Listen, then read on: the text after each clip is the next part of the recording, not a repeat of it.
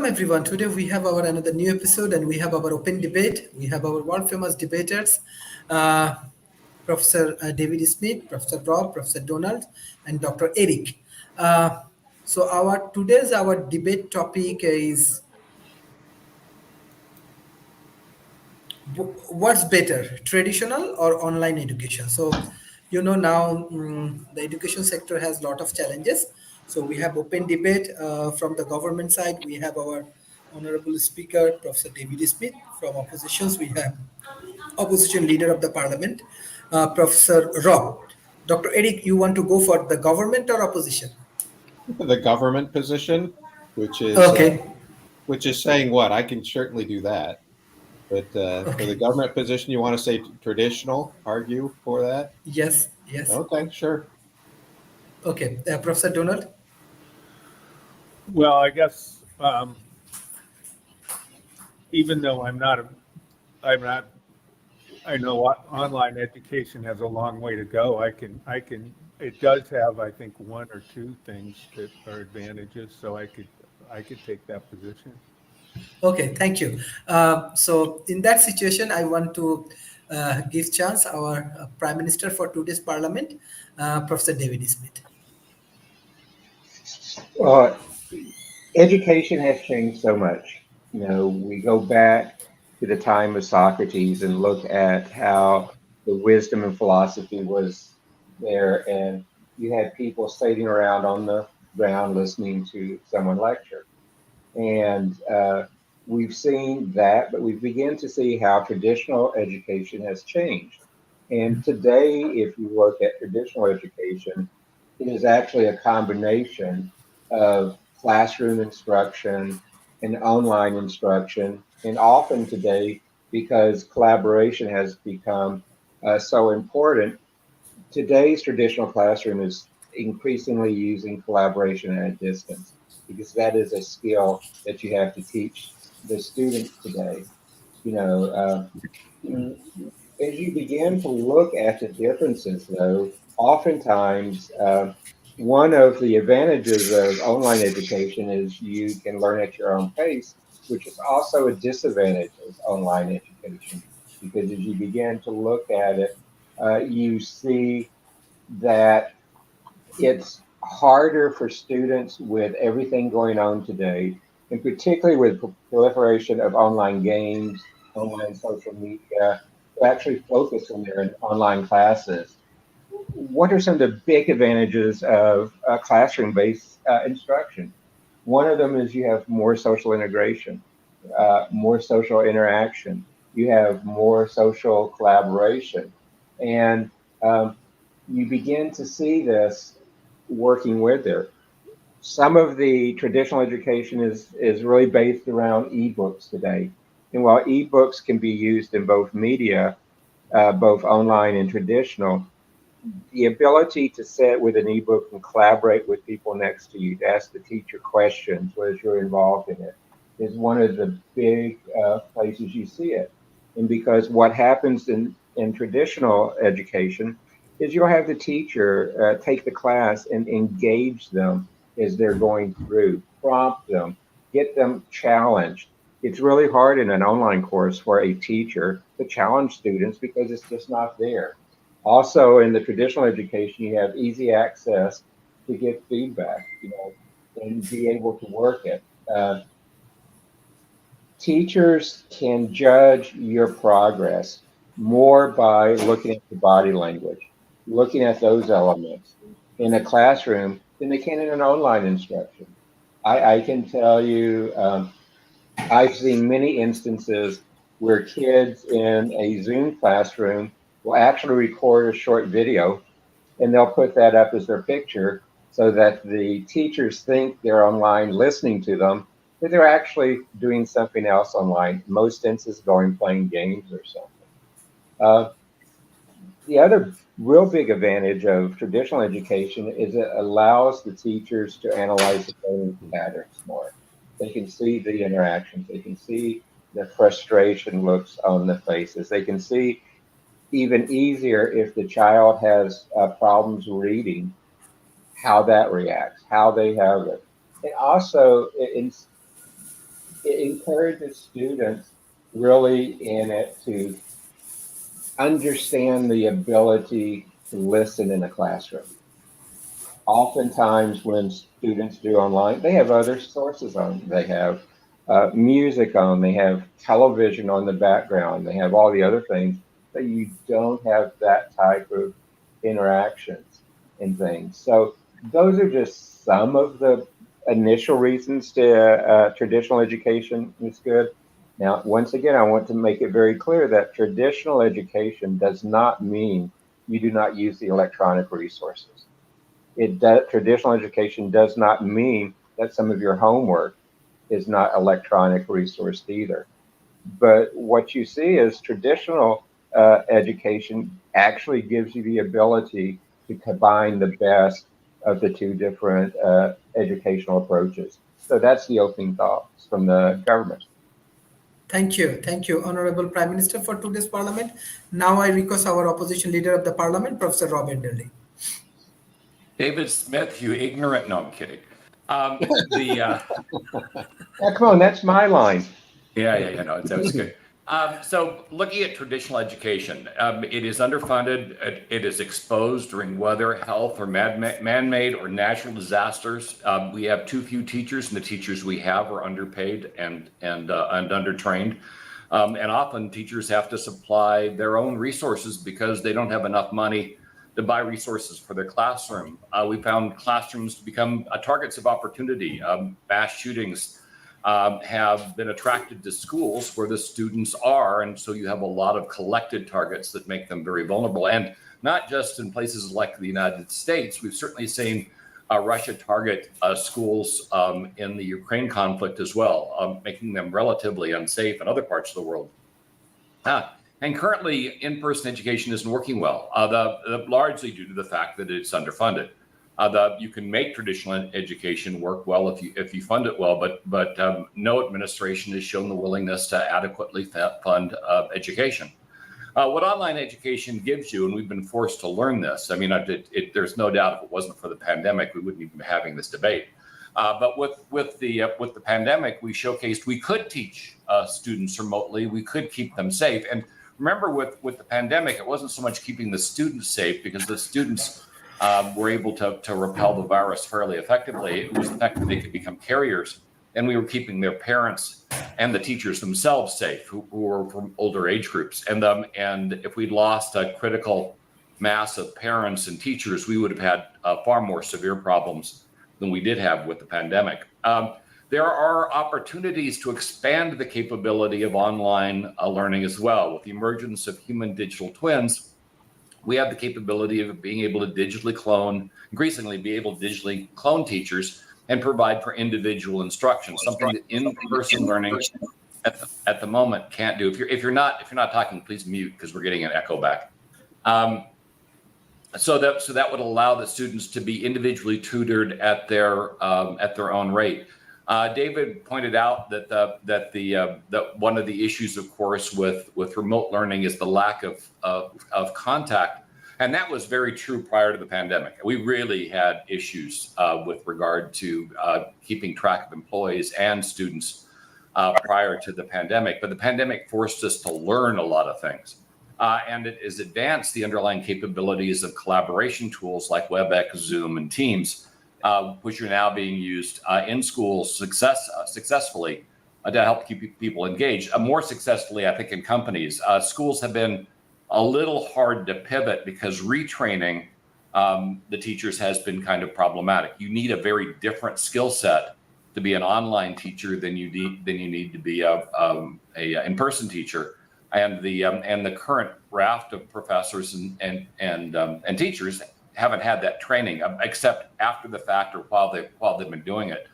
We certainly discovered that teachers didn't like being technical support, which means a lot of them were having to be technical support, which certainly implies that training needs to be part of the curriculum for raising up a remote teacher. The reality is we don't have a hell of a lot of technicians either, and if the student can't connect to the service or can't make their stuff work, then the classroom is bereft of learning. Also certainly implies we may need to use a tiered method with regard to teaching students. So we have adequate technical support if we're going to do online learning.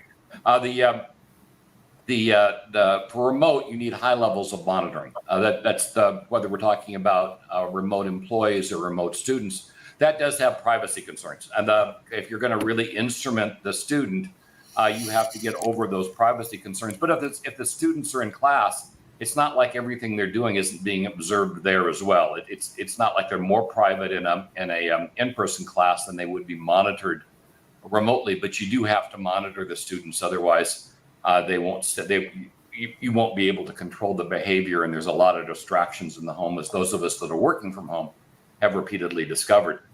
This teacher needs both carrot and stick capabilities. Clearly an in-person classroom has those inherently, though of course there have been lots of examples of teachers abusing those privileges in person, and that abuse might be different remotely, but we are unlikely to have the kinds of issues, the sexual interaction problems we've had between students and teachers on and off for an awful long period of time. So the students might actually be better protected from predatory teachers in a remote environment, but we would have to monitor that.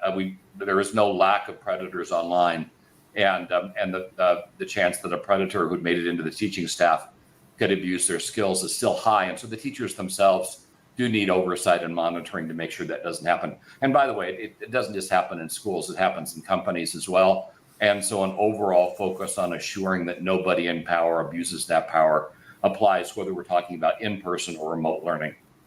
For a remote learning environment, the lessons have to be engaging. That's a forcing function, because if they're not engaging, the students don't learn, and the requisite tests of competence are going to showcase a lack of capability. And so that does force a much higher degree of engagement in terms of the material. Otherwise, it doesn't work. But I would argue that in classrooms, the level of engagement has been relatively low as well. We have teachers that are probably incredibly competent up to about 15 to 20 students.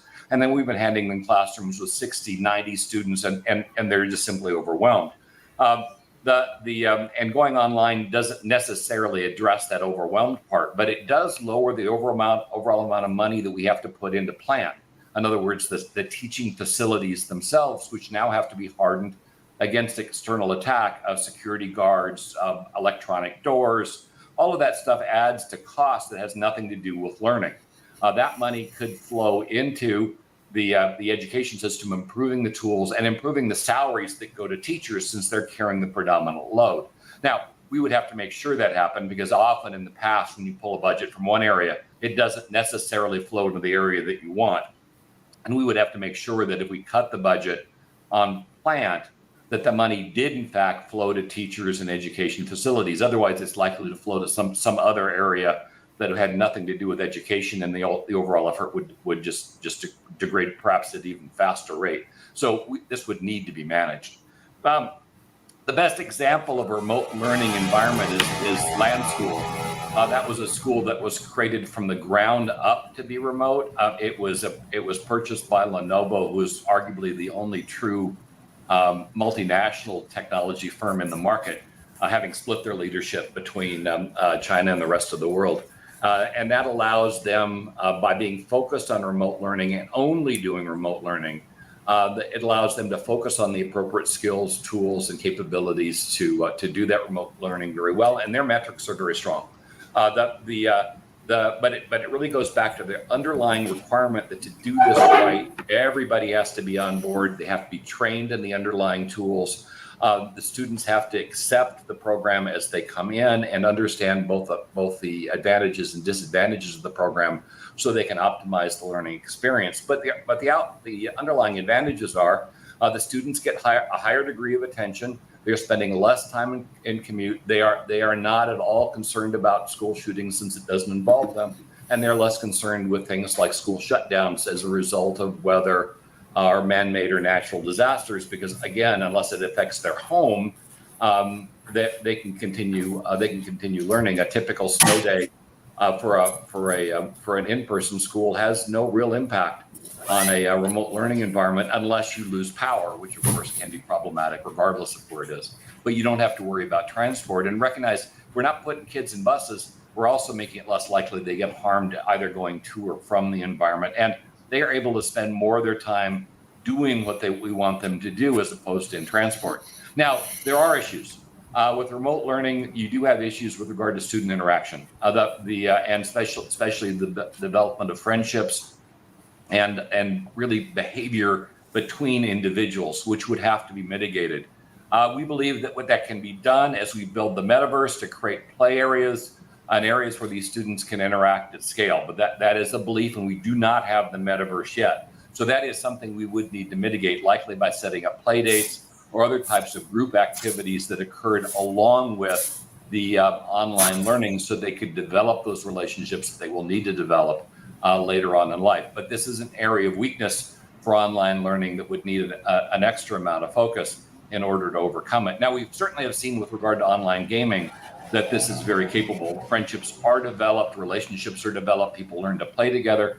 But the underlying problems of online, when you have behavior that's unmoderated, can be equally troubling, much like a playground where you have bullies but no teacher present.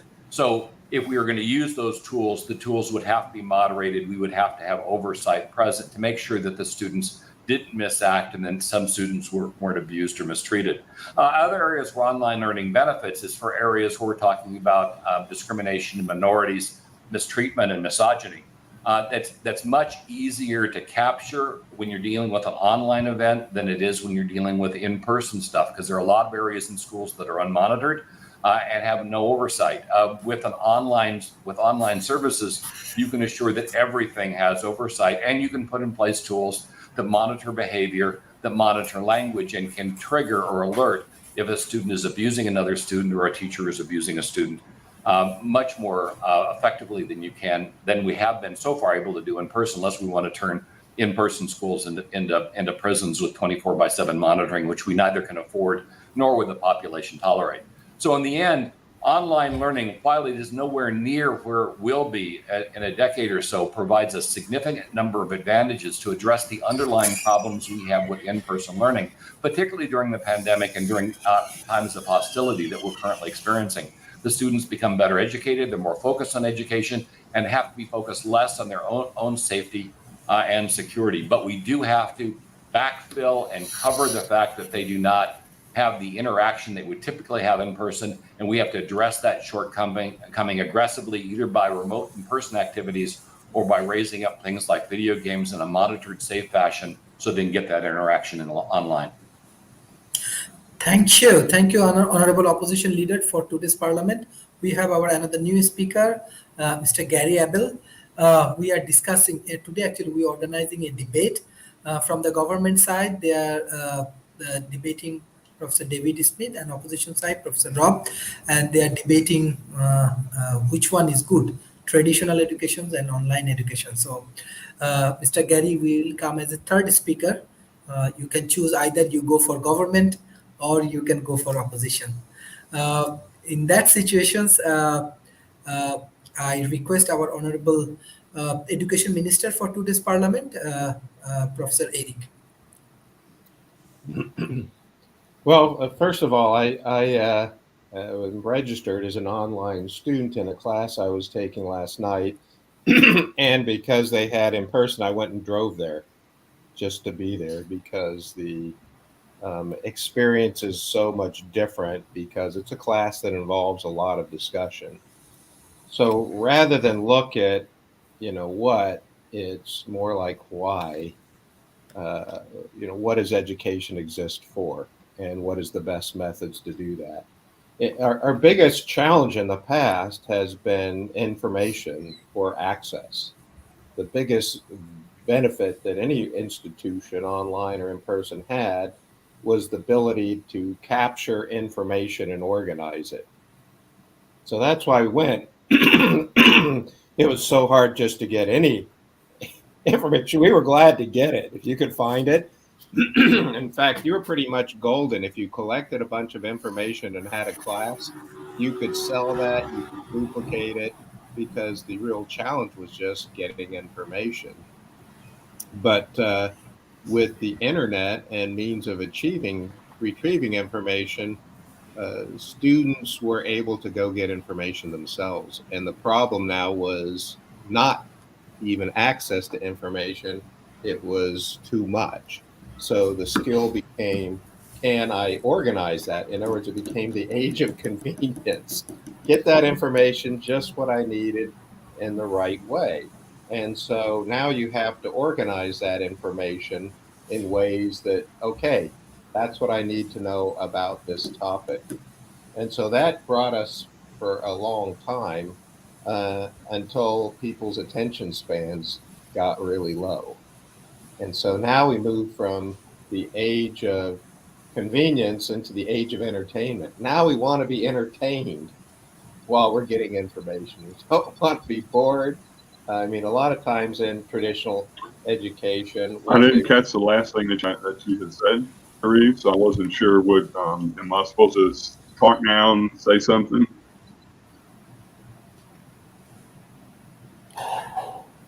Mr. Gary, I will give chance after Professor Donald.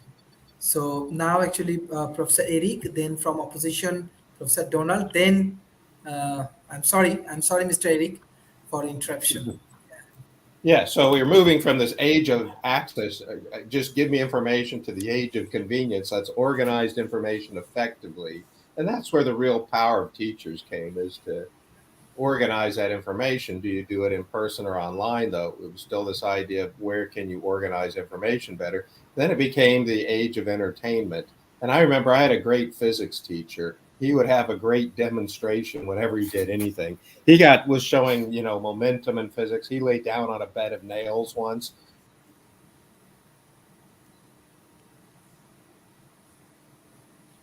Put a hammer and break those blocks over the top of him, and then he'd say why you need to do that. Now, though, what's happening is people feel pressed for time, they're busy, and so we pretty much become we're the age of transformation. When people go to learning, they want the shortcut to get you where you want to be. Make me happier, make me smarter, show me how to do stuff. So that's kind of where information is right now, is give me a transformation that I can use or sell or something like that. So now this goes into, how does that do the base for this idea of online or in person? Well, how do you get information? I can read a book by myself. So is this something you do by yourself, or is this something you do with others? Is this something that needs to be synchronous? Like right now, it'd be very tough to have this discussion one-on-one. If we all recorded our individual talks, it wouldn't work very well. So you've got this idea, is it asynchronous? Is it synchronous? Is it live, or is it recorded? And that is the real challenge now. Do you do this as a group, or do you do this together? And so that's really where you move these sliders. And the problem with that is it depends what you're trying to do. Are we teaching plumbing? Are we discussing philosophy? Are we learning how to overhaul an engine? So when you move these sliders, now it becomes a very skilled set for somebody to adjust those sliders effectively, sometimes for each student, but mostly for each thing you're teaching. So that's the big thing that was changed. I remember in the past, you used to be able to get a template and build the course very quickly because somebody figured it out. And now the problem is those templates don't work very well. You can't just, I'll just drag and drop into this content management system and I'll teach this. So the challenge now is that you need to customize that approach. And last night I went into the classroom because we were discussing things and having lots of questions and listening to each other.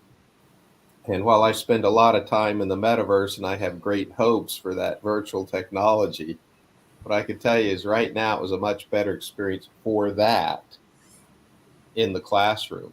And then, teachers, a good teacher now almost becomes a performer, because you almost have to entertain and engage while making that information very streamlined.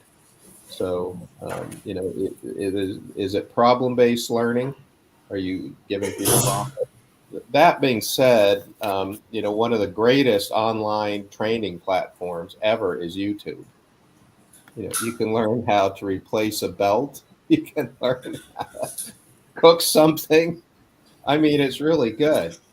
That being said, there becomes that time when it seems really apparent and you go do something yourself and it doesn't work. Like I remember a plumber saying, "Oh, you could do this yourself. It's easy. The instructions were very clear." I went to the hardware store. As soon as I got there, I realized that there's not one of these things to buy. There's five.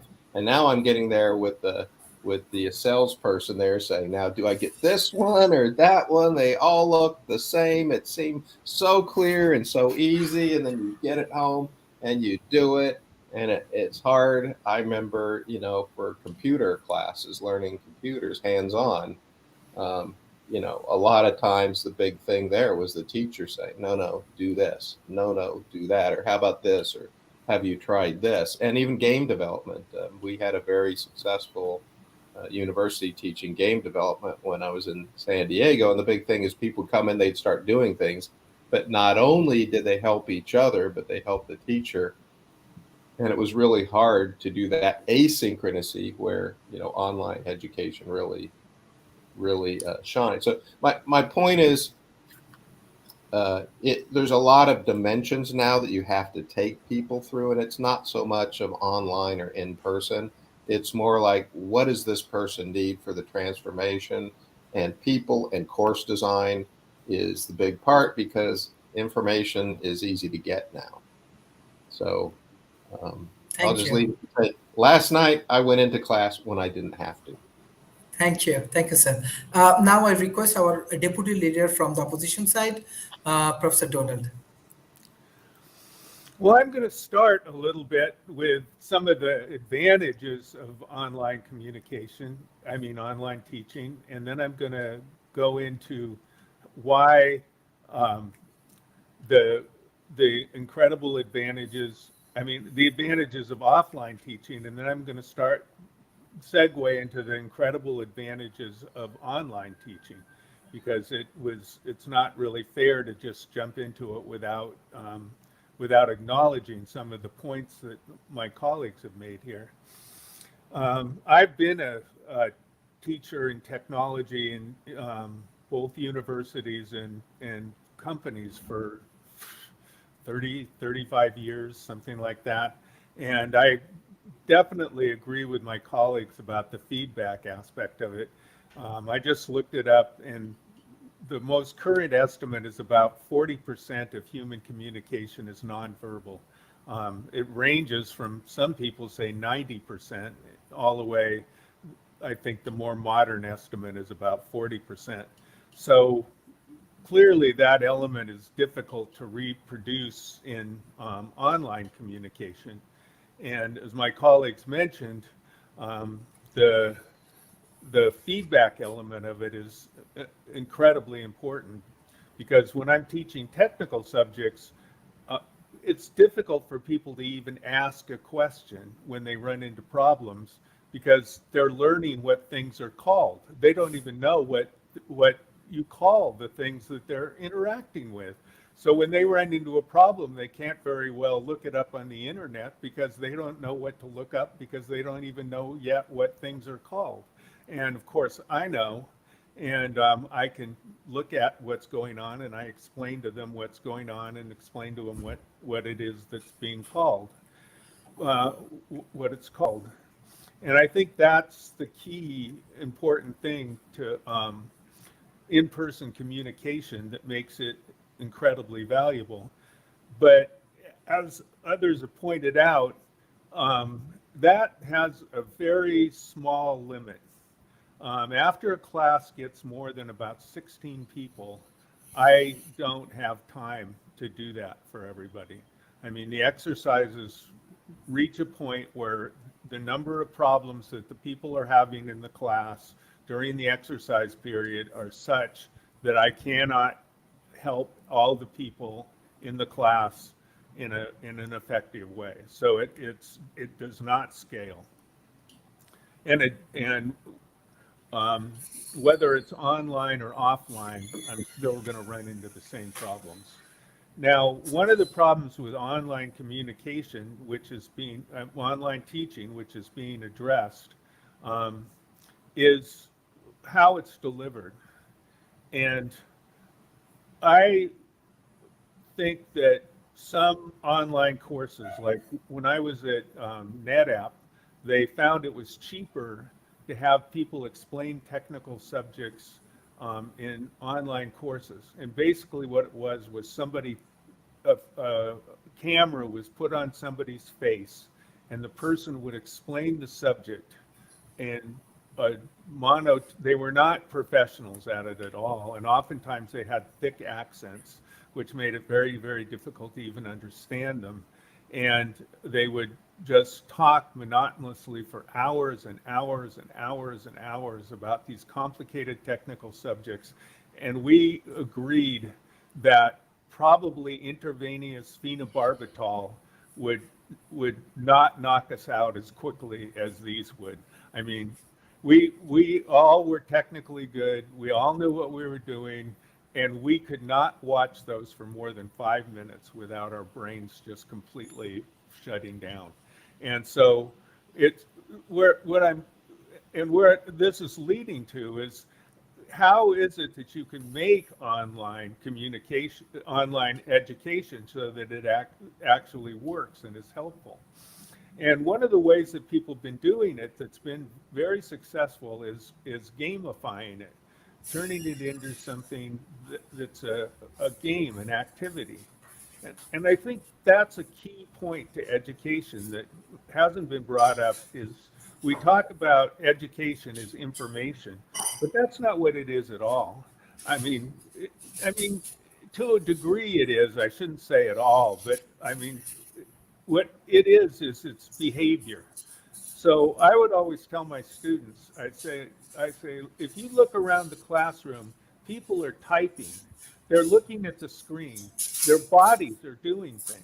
They're actually physically doing something when they're programming. You cannot do this just in your mind. You have to do this with your body.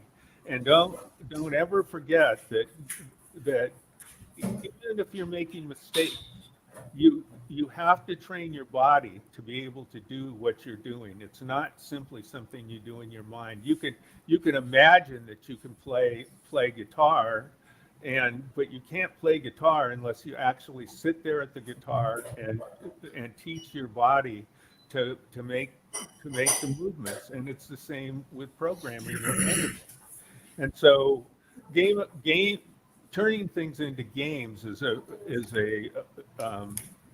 a wonderful way that has actually works. It gets people to use their bodies and their minds at the same time to work together to actually physically be able to do the kinds of things that we're doing. It has some drawbacks, which is that it doesn't really it doesn't capture certain kinds of interactions. It doesn't capture the randomness that we wind up where you're challenged with something that you don't expect randomly, because no one can anticipate the kind of questions that everyone's going to wind up having. You'd be surprised if you're a teacher at the kind of questions that people ask. Sometimes they're incredibly insightful. You know, they're like, wow, I never thought of that. That's an incredibly good question. And you have to figure it out. And you lose that. But when somebody asks a question like that in the class, everyone in the class gets the benefit of, figuring this out and getting an answer to that question. And you miss that, you lose that. But the idea of something like the metaverse, as it improves, and right now we don't have the computational ability. Computers aren't fast enough to be able to do that. But with Moore's law, it's inevitable that they will be fast enough, and that will be something that will work in not very long at the rate that computers' speed increases. So they'll be able to be not all of the 40%, but maybe 20% of the 40% of nonverbal communication will be there and be available. So that's something that we'll be able to see. But what I really want to say is an advantage to online communication or online education that we can't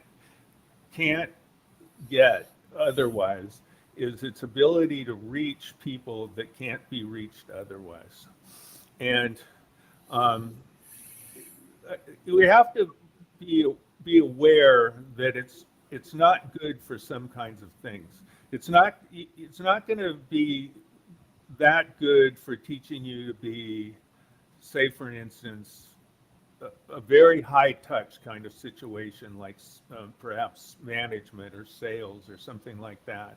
It's not going to be as good for that. You can turn it into a game, but if you're teaching a subject like calculus, or you're trying to teach somebody linear algebra, or you're trying to teach people, those are the basics that you need for machine learning. And then you can teach people machine learning. You can teach people the kind of stuff I taught, all the technical skills.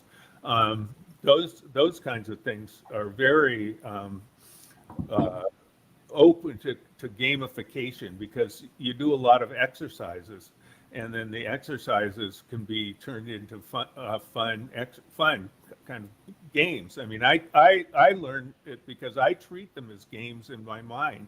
I just kind of I treat them as games, and I try and encourage my students to kind of treat them as games, and so they're very learnable in that kind of way. There's many things that can be turned into fun, into like games. Even literature can be turned into games if you try and play a guessing game about what it means, and things like that. You can turn anything, almost anything, into something fun and games. And then with the addition of the metaverse, and adding interaction, it's going to improve. But the most important thing is that you can get to millions of people by this kind of a method. You can reach people that couldn't be reached otherwise all over the place, whether they're people that are stuck at home with COVID, or they're people in remote places that couldn't otherwise be reached, or you just simply don't have enough teachers. I mean, right now teachers are quitting in droves in the United States because no one wants to pay them anything, and they're just quitting. I mean, there's whole states with incredible teacher shortages, and so that's something that we need. It needs to be addressed, and there's no real solution except for online education.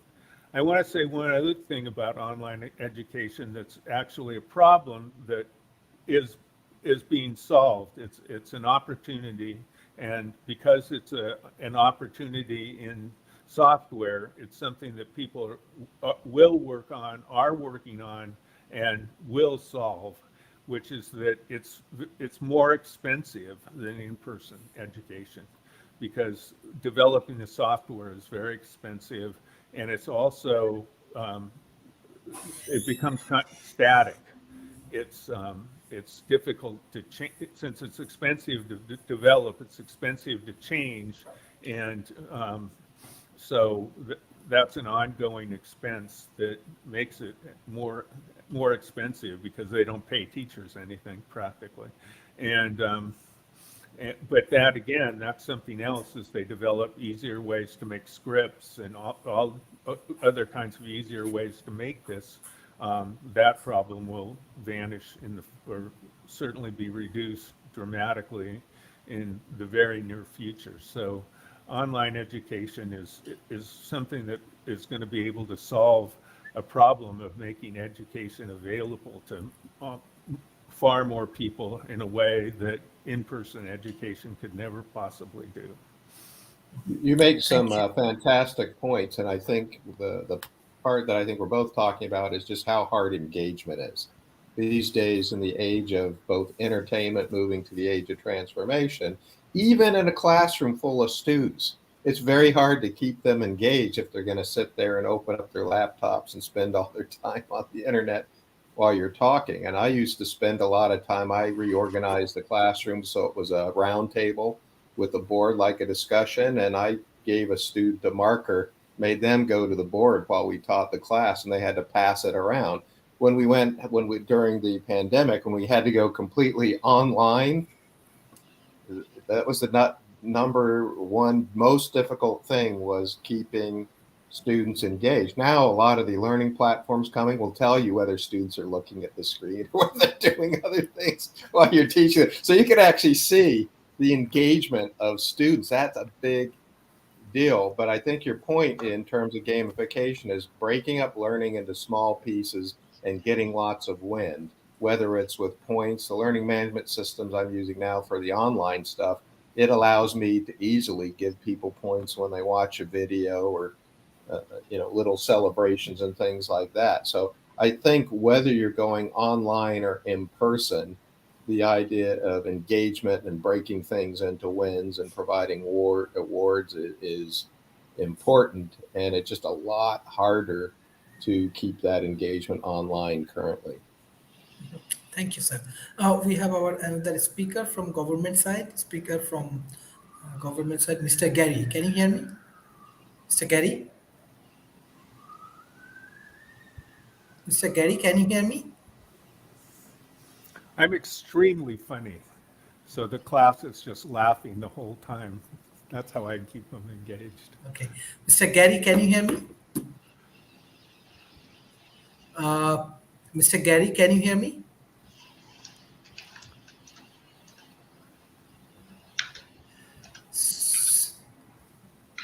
Sorry, in that situation, I have to.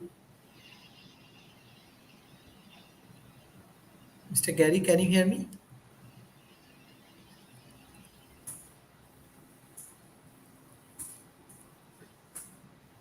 That would be a no. No. Yes. In that situation, I'm going to run out of time, so Yeah, let's move to close. Yes. First, I request opposition leader of the parliament, Professor Rob. Professor who? Rob. From Oh, I think you opposition said Tom. I'm going, who's Tom? Okay, got you. So we've had a lot of discussion with regard to online versus in person. In person's the way we've pretty much always done it until recently, except for certain situations. For instance, if students have health problems, social problems, behavioral problems, or for whatever other reason cannot travel, they can be distance issues, can't travel to the school. Those students have at least 12 had the tools, have been taught remotely, and for some time. In fact, when we pivoted to the pandemic, the schools that had developed those programs pivoted much more easily than the schools that had not, because they had core skills that would allow them to be applied to a broader audience, and their success rate was far higher. What we also saw was schools that did not have any of those skill sets did very poorly, as did the students. They felt isolated. They had some very severe focus and behavior issues that they had difficulty overcoming, but that was largely due to the lack of skills and the teaching and support staff, which had not been developed to deal with or provide online content. As speakers on both sides have mentioned, we've got serious issues with funding education. And the reason we're proposing online learning and pointing it out as an option or an opportunity is the fact that it has the potential of shifting whatever funds we have from infrastructure, often failing infrastructure. A lot of our schools have not been well maintained for decades, and require an awful lot of upkeep. And we still have a lot of schools out there that use things like asbestos for insulation that have not yet been corrected, that are arguably unhealthy for the students. And we have a tremendous amount of disparity in terms of coverage in different ethnocentric groups, where groups that are largely minorities aren't getting the same level of education as groups that are not. And so an online learning can cover all of those areas and address those problems much more equitably and far less costly than in person, because you don't have to build schools. You don't have to build infrastructure. What you do have to do is you do have to write software. And as Don pointed out, software is expensive, but it's also leverage. If you're not speaking, please mute. Otherwise, we get feedback. So as I was saying, the underlying indication is that with software, we've learned, as you look at the comparative financials between software companies and hardware companies, that software you write at once and it can scale. Ultimately, a program written for a school in Great Britain could easily be applied to a school in Switzerland or the United States. It is a write once in terms of an education program, if it's applicable, and run any place. You don't need to train up anybody new. You don't need to spin up a new teacher. All you have to do is apply the technology, make the application available, and provide a minor amount of teaching or learning to the instructor that is presenting the program. You could, in fact, you arguably wouldn't in a number of areas, that especially areas that you could not scale to schools in rural areas. You can do that with software because the software can simply be duplicated and distributed, where the educated instructor would be much harder to do. You'd have to spin up an instructor, you'd have to put them in a plane, put them on a bus, and the transport time alone would pull significantly away from the amount of time that they could teach. So what online learning does is, in the areas where it is most effective, and I agree wholeheartedly with speakers on both sides that said that it may not be effective every place, but it is kind of surprising where it is effective. I would have argued a decade ago that online learning was ineffective for things like physical education. I mean, how do you really do physical education remotely? Well, Peloton came up, and suddenly we had everybody and their brother doing exercise remotely and at scale, granted with expensive equipment, but followed by Peloton were a number of services that did it without equipment. And if you look at how many of us came up through school, that 1 hour of phys ed really wasn't enough exercise for any of us. And if we can engage the kids more, show them things that they can do outside and that are physically engaging.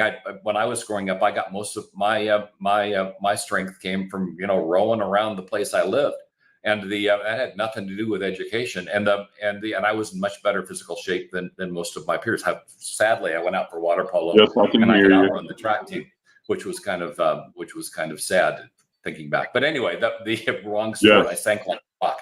So in the end, online learning addresses the underlying problems we currently have with education: the lack of teacher funding, the degradation of facilities, the inability to granularly Yes, I focus can. on students that Can you hear me? have underlying issues.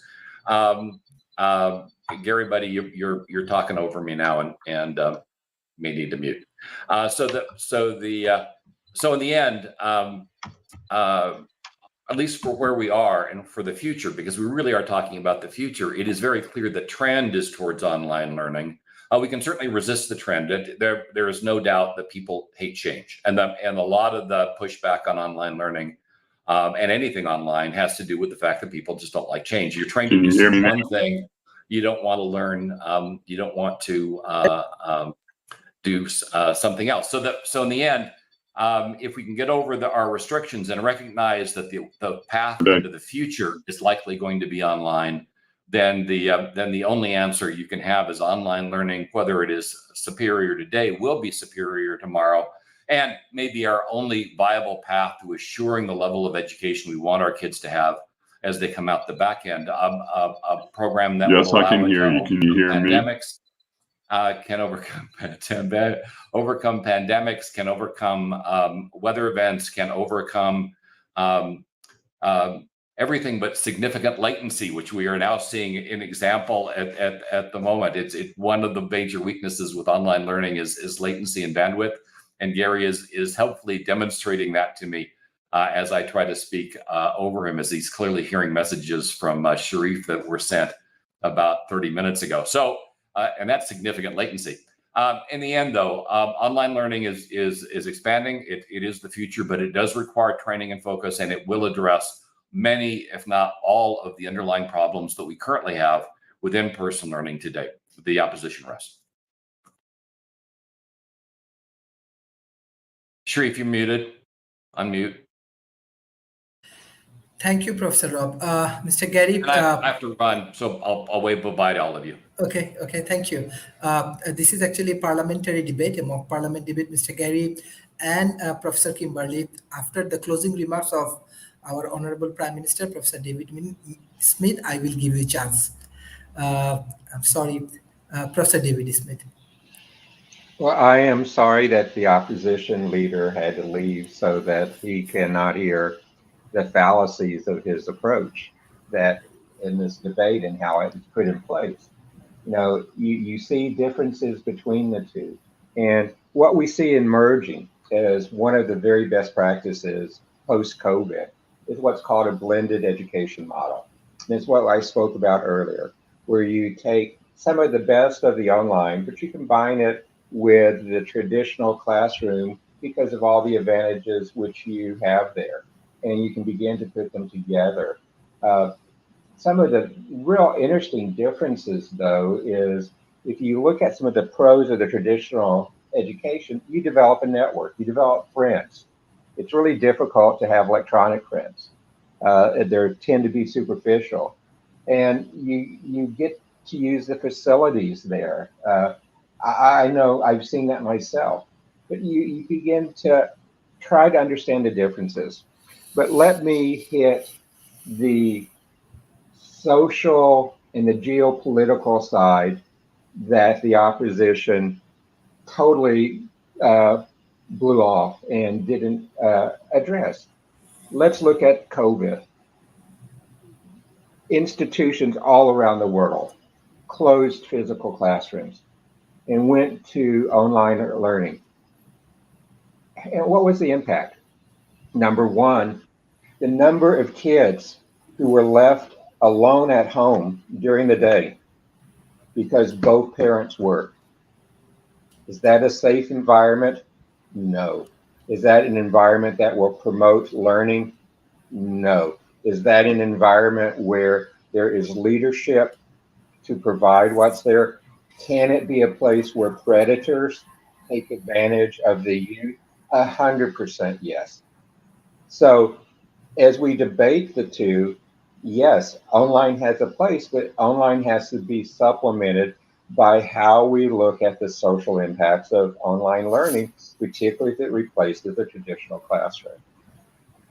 You see some of the statistics from the COVID instance on that, and some of the impacts of kids left at home, the number of deaths, the number of suicides based of kids left at home for online learning, it actually is tremendous. And it's one of the hidden statistics of the COVID forced online learning. What's the other type of things? You've seen kids, because of online learning, dramatically decrease their ability to interact with friends. You've seen, because of online learning, a dramatic increase of collaboration skills. But the biggest impact, I think, from the closure of the traditional schools during COVID to when we went on to 100% online is you saw the lack of social and emotional learning. If you look at the psychology of social emotional learning, which is the greatest skill that we as adults use, is what we learn through social emotional learning. The studies that have been run after the first year of COVID is that the social and emotional learning in the average student decreased about 90%. So how can we prepare students to be a leader in society? How can we prepare students to be a leader in a company? How can we prepare students to be able to understand how to work with others, other human beings, co-workers? How can we prepare students to take in a social emotional leadership place in the governing of their community, the governing of their country? If we just do strictly online? And how do we change that home environment to where we protect the kids so that you don't have children left at home? Because the percentage of single parent households, the percentage of households where both parents work is high. Most parents during COVID could not afford to have a parent quit work and stay home, nor was that parent prepared to be a teacher. And at particularly the younger ages of students, you have to be a teacher to make them succeed in online learning. So from the government side, yes, we should do blended education. Take advantage of what we can do with online education, but the key element of having students having a place to go, particularly when there is not an environment at home to support online learning, it is actually child abuse if we cannot provide that in our education environment. And that's why the government really thinks traditional learning has its place. Again, hybrid works, but you've got to have that traditional element, or we're preparing a generation of students who will fail. We're preparing a generation of students who cannot work with others. We're preparing a generation of students who cannot make meaningful contributions because so much of the contributions as an adult are working with others. So that's the government's position, and we rest. Thank you, Professor David Smith, for your excellent concluding remarks. World Talent Economy Forum, we collaborate with Pod TV. So we are now online in Roku, and soon we will move to Amazon. So we have our president from Pod TV, Professor Kimberly. So what's your closing remarks, especially what's your analysis for today's debate? Professor. Got it. Got it. It was having latency. Um, Hello, everybody. Wow, what one of my favorite topics. I'm gonna, agree that in many ways, the cost effectiveness of switching over to something like this. Of course, the government's going to be thrilled about cutting corners, but I never ever in my lifetime would leave that choice of them taking care that they are looking out for our best interest ever. And the reason is back in 1993 when we cut over the first broadband and fiber network in Research Triangle Park called the North Carolina Information Network Highway, and we connected to the schools the ability to do video classes. Now this was back in 1993, but the students still had to go to the brick and mortar. And what we did is we made the classrooms more available by one teacher. So reducing that cost and that expense. And that way all the children were getting the same equality of education spread around to them by that particular teacher. Now, these students were at-risk students, mostly D's and F's, going to summer school, had a bad attitude or a low ground attitude, just didn't care. Most of them never dressed up. Now, what we proved was we switched their attitude a little bit by having the cameras in the room and the mic on every desk, and they all cared. They all came to class. They all paid attention. They all behaved. Most of them dressed up or looked really presentable. And most important of all, their grades went up. Now, when we showed the proof of concept that education did kind of improve using this kind of technology, the government wasn't interested in that. It cost too much. So they cut the program down. So we proved that at-risk children gain from this. Their attendance improved, their attitude improved, but the government didn't. And their grades improved, but the government, that's not what they were interested in. So now we're talking about cutting the cost of brick and mortar. And I couldn't agree more with David and the government, although he is speaking on the side of the government. I wish he really were. I really do wish he really were, because he speaks to me what is in the best interest of people. I believe after, speaking with David M. Walker, who teaches in the classroom, but went to teaching online, face-to-face, you can't beat it, or in the classroom. The other thing is I strongly disagree with Rob. I think that our children lost a lot physically in this. Okay, take away the exercise curriculum, PE or whatever you want to call it, you are still lacking in the ability of getting off your butt, walking out that door every day, catching a bus or catching a ride, riding a bike or walking to school. How many steps is that? Walking between classes, getting up and down from the desk, going to the bathroom, well, you do that at home, but I'm talking about just long distance movement and walking, okay? Not just the PE aspect of it. How much did they lose by getting up out of bed, scruffing their hair a little bit, never getting out of their PJs and sitting in front of a camera? A lot, okay? And I predicted that our health, our future, our children's future and health are going to decline considerably because they never learned to move away from the house and from this right here, okay? Because they'll go straight from this, turn around, and turn on the tube, all right? So they never got movement. They never got away from the tube, and they're never getting out.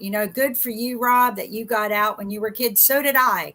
I hung from tree limbs and swung down, okay? I got a lot of physical activity. We don't have that in this day and time, okay? Children play VR games. I watch. I go to my family's house. So what we need to do is combine the curriculums a little bit, but the children still need to be going to a classroom. They still need to be getting up and engaging and being in the care of responsible adults all day, because I'm sorry, but most parents are not good teachers. They are not good adults at home for the kids, or they might both be gone.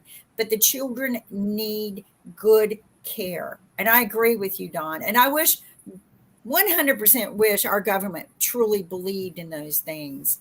And I would side with you 100% on that aspect. And can we make a good AI system? Yes, we did. We did in 93.